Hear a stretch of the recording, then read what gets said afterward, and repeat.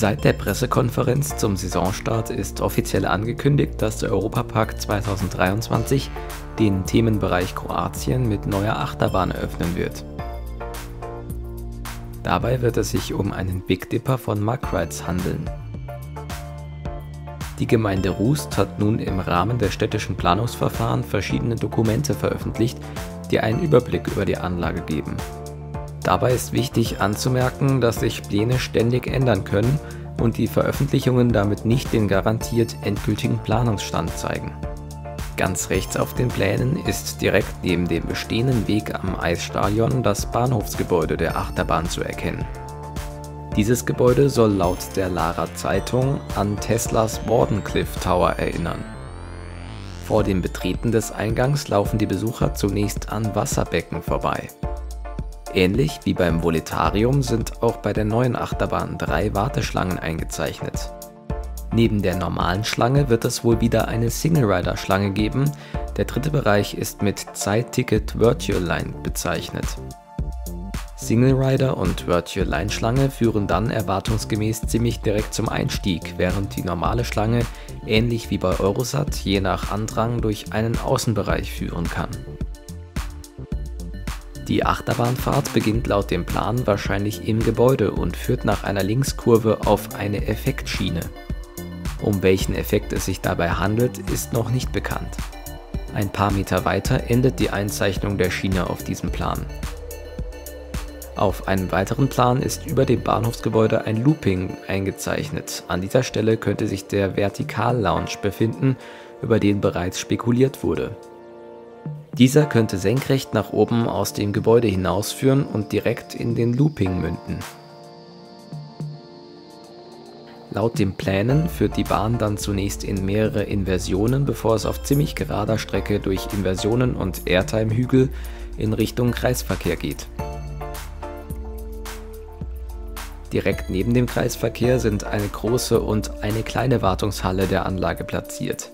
Innerhalb dieser sind auf dem Plan insgesamt 8 Züge eingezeichnet. Bei einem runden Element auf dem Plan könnte es sich um eine Drehweiche handeln, die zum Rangieren der Züge zwischen Wartungshallen und Achterbahnstrecke genutzt werden könnte. Da die Züge von der Wartungshalle wieder in den Bahnhof kommen müssen, ist es sehr wahrscheinlich, dass sich an dieser Stelle ein weiterer Lounge befindet. Dazu passt auch die Bezeichnung Start auf einem der Pläne.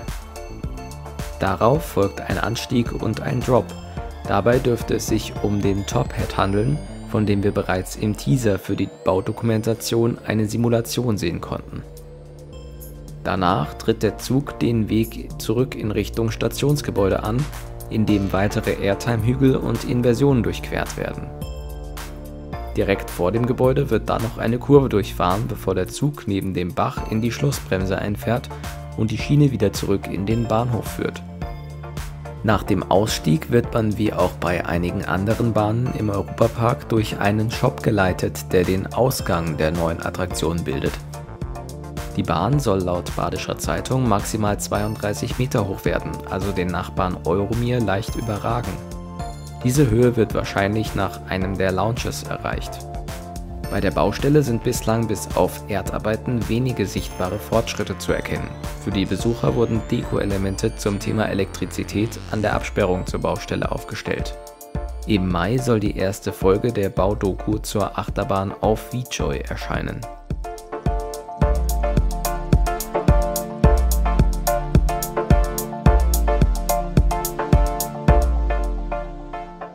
Seit dem 2. April gibt es im Europapark kaum noch Corona-Maßnahmen zu beachten.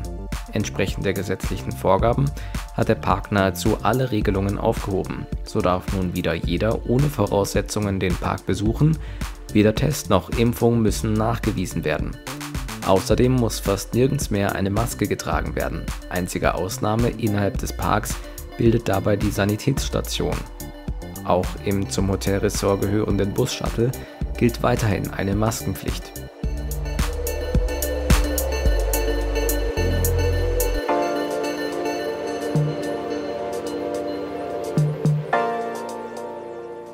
Laut Informationen auf der Europapark-Webseite werden nun wieder Tickets vor Ort verkauft, falls die Besucherkapazität es zulässt.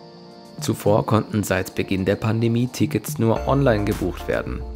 Nun verlangt der Park allerdings vor Ort 6 Euro Aufschlag im Vergleich zu den Online-Tickets. Damit hängen die Preise der Tickets jetzt von 2 Faktoren ab. Am billigsten sind Tickets, wenn vorab für einen Besuchstag in der Nebensaison gebucht wird. Erwachsene zahlen dann beispielsweise 55 Euro. Am teuersten wird es, wenn man den Park in der Hochsaison besucht und die Tickets erst vor Ort kauft. Dann werden für Erwachsene 68 Euro fällig. Die Differenz beträgt also bis zu 13 Euro.